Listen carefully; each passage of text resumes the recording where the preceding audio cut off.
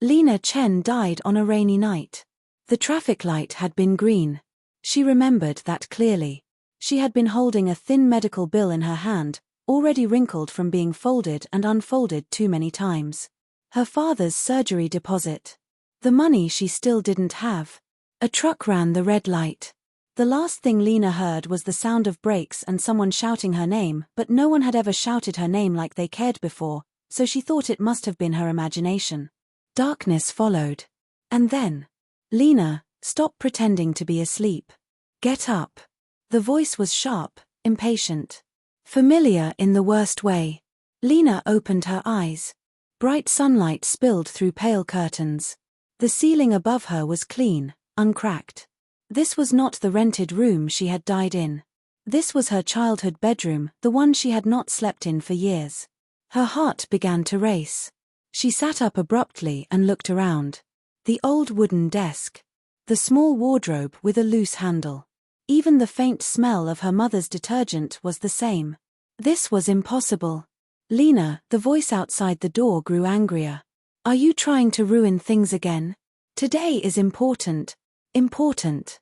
That single word sent a cold shiver down her spine. Lina's breath slowed as memories rushed back, not from this moment, but from her first life. Today was the day her company's project would fail. Today was the day her younger sister, Emily Chen, would cry in front of their parents. Today was the day Lina would be asked to take responsibility for the family. Today was the day she signed her own downfall. Lina lowered her head and looked at her hands. They were smooth. No scars from overtime accidents. No rough skin from years of exhaustion. She was 5 years younger. She had been reborn. A soft knock came at the door, followed by a gentle voice. "Lina, hurry up," her mother Helen said. "Your sister is already waiting." Waiting. In her first life, Lina would have rushed out, apologized, and prepared herself to be blamed. This time, she stood up slowly. Her lips curved into a calm, almost unreadable smile. "So it's today," she murmured. Again. Downstairs, the Chen family sat neatly around the dining table. Mark Chen, her father, was reading news on his tablet, brows furrowed. Emily sat beside him, eyes red, biting her lip as if she had been wronged by the entire world. Helen stood near the kitchen, pretending to be busy. The moment Lina appeared, Mark looked up. "Why are you so late?" he snapped. "Do you know what kind of situation your sister is in?" Emily looked at Lina, tears immediately falling. "Sister. I'm sorry. If I had done better, you wouldn't have to suffer again." Again. That word had crushed Lina countless times in her first life. Back then, she would have said, "It's okay. I'll handle it." Today, she pulled out a chair and sat down calmly. "What happened?" Lina asked. The table went quiet. Mark frowned. "Don't play dumb. The project report. The numbers were wrong. The client is furious." Emily wiped her tears. "It was my fault. I didn't check carefully. But Dad said the company can't afford another scandal. Lina, you're more stable. If you take responsibility." Lina looked straight at her. "No," she said softly. Emily froze. Mark slammed the table. "What did you say?" "I said no," Lina repeated, her tone even. "I didn't make the mistake. I won't take responsibility for it." Helen turned around in shock. "Lina, don't be willful."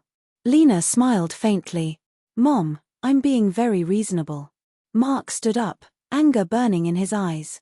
"This is for the family. Emily's future is not mine to sacrifice," Lina interrupted. Her voice wasn't loud, but it cut cleanly through the room. Emily's face went pale. In Lina's first life, this was the moment she had bowed her head. The moment she had agreed to take the blame. The moment everything started collapsing. This time, she stood up instead. "I'm going to work," Lina said. "If the company wants answers, they can investigate properly." She picked up her bag and walked toward the door. "Lina," Mark shouted. "If you walk out like this, don't come back crying." Lina paused. She turned around, eyes calm, heart steady. "In my first life," she thought, "I cried until I had nothing left. Out loud, she said, "I won't." And for the first time, Lina Chen walked out without carrying someone else's sin on her back. Outside, the sunlight was warm. Somewhere deep inside her chest, something that had been crushed for years finally took its first breath. This time, she would force the truth into daylight.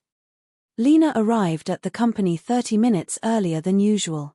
In her first life, she used to come early to make up for everything: mistakes she didn't make, pressure she didn't cause, expectations she never asked for. Early arrival had been her silent apology to the world. This time, she came early to prepare. The office was quiet. The lights above the cubicles were still dim, and only the cleaning staff moved slowly in the distance. Lina sat at her desk, turned on her computer, and logged into the system. Her fingers moved steadily, without hesitation. She pulled up the project folder. In her memory, she already knew what she would find. The report had been submitted under Emily's account. The data error was not small, it was a clear miscalculation that changed the entire cost estimate. But in her first life, the mistake was adjusted overnight. The access log had been altered.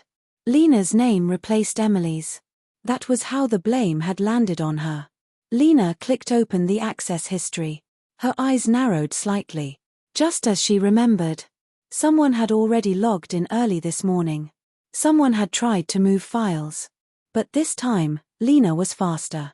She copied the access logs, downloaded the raw data, and saved everything into a private drive.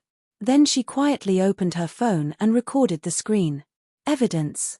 In her first life, she never thought to keep it. She believed family mattered more than proof. That belief had killed her. "Good morning." A calm male voice sounded behind her. Lina turned around. Jason Wu stood there, holding a cup of black coffee. He was tall, dressed neatly, his expression cool and unreadable. As the company's operations director, he rarely spoke more than necessary. In her first life, he had signed the termination document without hesitation. Not because he hated her. Because the evidence pointed at her. "Good morning, Director Wu," Lina said politely. Jason glanced at her screen. "You're early." "Yes." "Project crisis?" "Yes." He studied her for a moment longer than necessary. Then he nodded. "Meeting at 10. Be prepared." "I will be." Jason walked away, but his steps slowed slightly. Something about Lina felt different today. Too calm. At 10 o'clock, the conference room was full. The department manager stood at the front, looking stressed. Emily sat near the center, eyes red, shoulders shaking. Several co-workers whispered among themselves. Lina sat quietly at the side. Just like before. The manager cleared his throat. "The client is demanding accountability. This error caused a major delay." He looked toward Lina. "Chen, Lina, you were part of the final review." In her first life, she had stood up at this moment. This time, she stayed seated. "Yes," Lina said. "I was part of the review. But I did not submit the report, nor did I alter the data." The room fell silent. Emily looked up sharply. "Sister Lina, what are you saying?" "I'm stating facts," Lina replied. The manager frowned. "Then who submitted it?" Lina raised her hand slightly. "The system logs show it was submitted under Chen Emily's account." Emily gasped. "That's impossible. Someone must have used my account." Lina nodded. "That's possible. Which is why we should check the access history and camera records." Her voice was calm, almost gentle. But every word landed like a stone. Jason, who had been sitting quietly at the end of the table, finally spoke. "Bring the logs." 10 minutes later, the screen showed clear timestamps. 1 submission. 1 account. 1 name. Emily's face turned white. I was careless," Emily said quickly, tears falling again. "But Lina always helps me double-check. She must have seen it." Lina looked at her. This was familiar too. Blame wrapped in softness. "I reviewed what was assigned to me," Lina said. "This section was not." The manager hesitated. "Then, who changed the file this morning?" Silence. Jason's gaze sharpened. "This morning." Lina spoke before Emily could. Someone attempted to modify the file at 7:12 a.m. The attempt failed. Jason looked at her. Why? Because I had already backed it up, Lina said simply. A murmur spread through the room. Emily's tears stopped mid-fall. Jason leaned back slightly, eyes thoughtful. So the issue is clear. Responsibility stays where it belongs. The meeting ended without a final decision, but one thing was obvious. For the first time, Lina was not the scapegoat. At noon, Lina received a call from her mother. Come home tonight, Helen said quietly. Your father is very angry. Lina looked at the office window, at the city below. In her first life, she would have rushed back. This time, she answered calmly. I'll come if we talk properly. Helen fell silent. That afternoon, a coworker approached Lina hesitantly. Lina, you were amazing this morning, Anna Liu said softly. I always thought something wasn't right. Lina smiled faintly. Thank you. As Anna walked away, Lina felt something unfamiliar settle in her chest. Support. Not borrowed. Not forced. Earned. That night, Lina sat alone in her small apartment. She opened her laptop and organized the evidence neatly, labeling every file with time and date. She wasn't planning revenge. She was preparing for truth. Outside, the city lights flickered on. Lina leaned back and closed her eyes. In her first life, she had lived carefully, quietly, obediently. This life, she would live honestly. And if the truth burned someone, then maybe it was because they had been standing in the dark for too long. The rumor spread faster than Lina expected. By the next morning, everyone in the department knew the project error had not been hers. No one said it out loud, but the way people looked at Emily had changed. Pity mixed with doubt. Smiles became careful. Conversations stopped when she walked past. In her first life, Lina had worn those looks like invisible chains. Now, she watched someone else carry the weight.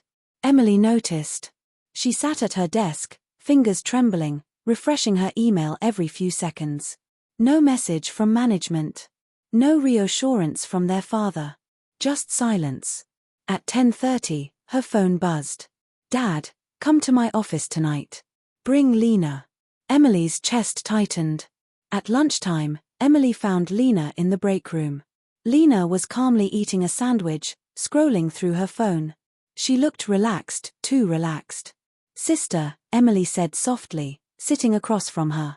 Are you still angry with me? Lina looked up. Why would I be angry? Emily bit her lip. If you had just helped me a little, things wouldn't be so serious now. There it was. The familiar turn. In the past, Lina would have apologized. This time, she tilted her head slightly. Help you do what? Emily hesitated. Cover. Explain the mistake better. Lina smiled. Emily, if I explain something I didn't do, that's called lying. Emily's eyes widened. You never used to say things like this. I never used to live either, Lina replied calmly. Emily's face stiffened. You're my sister. Yes, Lina said. That's why I won't teach you how to escape responsibility. Emily stood up abruptly, chair scraping the floor. Fine. Don't regret this. Lina watched her leave, expression unchanged. Inside, something settled. She had passed a point of no return. That evening, the Chen family gathered in Mark Chen's office. The atmosphere was heavy. Mark sat behind his desk, hands clasped tightly. Emily stood beside him, head lowered. Helen sat on the sofa, eyes swollen from crying. Lina stood near the door. You embarrassed your sister today, Mark said coldly. Do you know what people are saying? Lina met his gaze. They're saying the truth. Mark slammed his hand on the desk. Truth. The truth is that families handle things internally. Lina nodded slowly. Then why was I never handled gently? The room fell silent. Helen looked up sharply. What do you mean? Mark demanded. Lina spoke evenly. Every time Emily made a mistake, you told me to take responsibility. You said I was stronger, more reliable, that she couldn't handle pressure. Emily cried out, I didn't ask you to. Lina turned to her. You didn't stop it either. Emily froze. Mark frowned. You're exaggerating. Lina took out her phone. I keep records now, she said. Messages. Emails. Voice notes. She didn't play them. She didn't need to. The idea alone was enough. Helen covered her mouth, tears spilling over. I knew, she whispered. I knew it wasn't always Lina. Lina looked at her mother. Her voice was gentle, but sharp. Knowing and staying silent are the same thing. Helen broke down. Mark stood up slowly, his confidence shaken. So what do you want? Lina thought for a moment. I want fairness, she said. Nothing more. Mark laughed bitterly. Fairness? In this world? Lina smiled faintly. You taught me that question. I just stopped accepting the wrong answer. She turned and walked out. This time, no one stopped her. The next day, the company announced an internal review. Emily was temporarily removed from the project. Lina was assigned as acting coordinator. Whispers followed her through the office. She changed. She's scary calm. Jason Wu called Lina into his office that afternoon. You anticipated this, he said, looking at the files on his desk. I remembered it, Lina replied. Jason studied her carefully. You're different from before. Yes. Why? Lina met his gaze. Because I learned the cost of silence. Jason leaned back. Good. We value people who can stand by facts. He paused. You'll report directly to me for now. Lina nodded. Thank you. As she left, she felt something unfamiliar again. Recognition. That night, Emily sat alone in her room, staring at the ceiling. For the first time, no one came to save her. No one took the blame. The golden light around her had cracked. And the cracks were spreading. Lina stood by her apartment window, city lights reflecting in her eyes. In her first life, she had begged for love. This life, she would demand respect. And she would never again shrink herself so someone else could shine. The internal review moved faster than anyone expected. Within 3 days, the audit team requested full access to project communications, file histories, and internal emails. The office atmosphere turned tense. People lowered their voices. Laughter disappeared from the break room. Emily stopped coming to work. Officially, she was on leave due to stress. Unofficially, everyone knew what it meant. Lina remained busy. As acting coordinator, she worked late every night, but this time, no one assumed she would quietly handle everything. Colleagues asked before assigning tasks. They waited for her input. They listened. That change was small, but it mattered. On the 4th night, Lina received a message from an unknown number. You think you've won? Lina stared at the screen for a second, then calmly deleted it. She had learned something important in her first life: people only threaten you when they're losing control. At home, the Chen family was falling apart. Mark came back later and later each night, his temper short and sharp.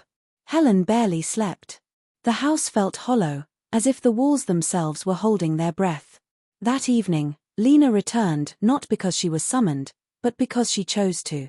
Helen opened the door and froze. Lina, you're here. Yes, Lina said. We need to talk. They sat in the living room. The TV was off. The silence pressed heavily between them. I failed you, Helen said suddenly, tears welling up. I thought keeping peace was better than choosing sides. Lina looked at her mother quietly. Peace that's built on one person's suffering isn't peace. Helen nodded, crying openly now. I was afraid of your father. Afraid Emily would break. And I didn't. Lina asked softly. Helen covered her face. That was the first apology Lina had ever received from her. It didn't erase the past, but it cracked something open.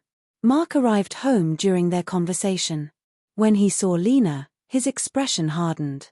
So you're here to accuse us more? No, Lina said. I'm here to draw a line. She stood up. I won't take responsibility for Emily's mistakes anymore. I won't fix them quietly. And I won't be threatened into silence. Mark scoffed. You think you're independent now? Without this family. I lived without you in my first life, Lina said calmly. I survived. Mark stared at her. Something in her eyes made him uneasy. She picked up her bag. I'm moving out permanently. Helen cried out, Lina. I'll visit, Lina said gently. But only if we're honest. She left before Mark could respond. For the first time, she wasn't running away. She was choosing herself. The next morning, news broke inside the company. The audit report confirmed deliberate attempts to shift responsibility. The evidence was clear. Emily was officially removed from the project and placed under disciplinary review. The department buzzed. Jason called Lina into his office again. You knew this would happen, he said. I prepared for it, Lina replied. Jason looked at her steadily. There's media interest. The client is asking how this happened. Lina nodded. Someone will try to sacrifice me again. Jason's mouth curved slightly. Not this time. He paused. If you want, the company will release a statement. Lina thought for a moment. No, she said. Let them ask. Jason raised an eyebrow. You're confident. I have nothing to hide. That afternoon, Lina received another message. This time, it was from Emily. Please come see me. Just once. In her first life, Lina would have gone immediately. This time, she hesitated. Then she replied. We can talk. But not about blame. Emily agreed. They met at a quiet cafe. Emily looked smaller. Pale. No makeup. No light. I'm scared, Emily whispered. Dad is furious. Mom cries all the time. Everything is falling apart. Lina stirred her coffee. That's what happens when lies hold things together. Emily's hands shook. Why didn't you save me? Lina looked at her. I saved you for years, she said gently. You just never noticed. Emily broke down. For the first time, Lina didn't reach out to comfort her. Not out of cruelty, but out of clarity. That night, Lina packed the last of her things. She stood in her new apartment, small, clean, quiet, alone, and peaceful. She sat by the window and breathed in deeply. In her first life, she had mistaken endurance for love. Now she knew better. Silence had broken. And once broken, it could never be forced back into place again. The story broke on a Monday morning.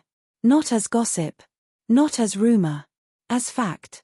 A financial media outlet published a detailed report about the failed project, internal responsibility shifting, and the audit results.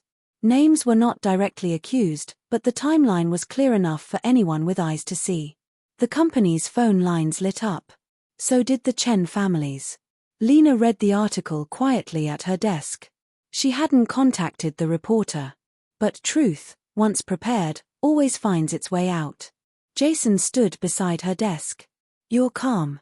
I already lived through this once, Lina said. This time, I'm watching. Emily saw the news at home. Her hands shook as she scrolled. Comments flooded in, some sympathetic, many harsh. The image she had relied on for years collapsed in hours. She threw her phone onto the sofa and screamed. Mark arrived home early that day. For the first time, he didn't yell. He sat heavily at the table, staring at the article. I was wrong, he said hoarsely. Emily froze. He had never said that before. That evening, Lina was contacted by David Zhao, the reporter. I didn't expect you to agree to meet, he said over coffee. I didn't arrange the article, Lina replied. But I won't hide from it. David nodded. Your records were very thorough. Lina smiled faintly. I learned the hard way. Would you like to clarify your position publicly? He asked. Lina thought of her first life, how her name had been dragged quietly through the mud, how she never defended herself. Yes, she said. But keep it simple. The interview was released the next day. Lina spoke calmly. No accusations. No tears. I believe responsibility should stay with the person who made the decision, she said. I only refused to carry what wasn't mine. That single sentence spread widely. People called her brave. Lina didn't feel brave. She felt free. Mark went to see Lina that night. He stood awkwardly in her doorway, older than she remembered. I ruined you, he said. Lina didn't invite him in. You tried, she corrected. But you failed. He flinched. I favored Emily because she was weak, Mark said. I thought you were strong. Lina met his eyes. Strength doesn't mean being used. Mark bowed his head. I'm sorry, he whispered. Lina watched him carefully. I accept your apology, she said. But forgiveness takes time. That was more than he expected. Emily came days later. No excuses. No tears. I don't know who I am without everyone protecting me, Emily said quietly. Lina nodded. Now you can find out. Emily looked at her sister. Do you hate me? Lina thought of years of blame, silence, exhaustion. No, she said. But I won't save you anymore. Emily nodded slowly. That answer hurt more than hatred. At work, Lina was officially promoted. No ceremony. No spotlight. Just a new title and real authority. Jason congratulated her privately. You earned this, he said. Lina smiled. I know. As she walked back to her desk, Anna whispered, I want to be like you. Lina shook her head gently. Be better. Earlier. That night, Lina stood on a bridge, watching the city lights reflect on the river. In her first life, she had died carrying guilt that wasn't hers. This life, she stood empty-handed. And whole. Truth had finally stepped into daylight. And it stayed. The city was quiet that morning. Lina woke up without an alarm, sunlight slipping through the curtains of her small apartment. For a moment, she lay still, listening to the distant sound of traffic, to the steady rhythm of her own breathing. In her first life, mornings had always begun with anxiety. This one began with calm. She made coffee, simple and unhurried, and checked her phone. No missed calls. No urgent messages. Just a short email from Jason reminding her of a meeting in the afternoon. She smiled. Emily started therapy. No announcement was made. No apology tour. She simply disappeared from social media and stopped trying to explain herself. For the first time, she had no image to maintain. Helen visited Lina quietly one afternoon. I'm learning how to speak, she said. Even if my voice shakes. Lina poured her tea and nodded. That's enough. Their relationship was fragile, but real. Mark kept his distance. Respecting boundaries was something he had to learn late. At work, Lina's project launched smoothly. The client praised the team. The numbers were clean. The execution precise. Jason watched Lina from across the conference room as she spoke, clear, confident, unafraid. After the meeting, he stopped her. You're different from most people I meet, he said. How? Lina asked. You don't need credit, Jason replied. You just need truth. Lina smiled. Truth lasts longer. He hesitated, then added, would you like dinner sometime? Lina met his eyes. Yes, she said. I would. No rush. No imbalance. Just two adults meeting honestly. That weekend, Lina visited the cemetery. There was no name on the stone she stood before, only a quiet corner where grass grew unevenly. She placed a single white flower down. This is where I stopped, she whispered. And where I started again. She didn't cry. She didn't need to. Months passed.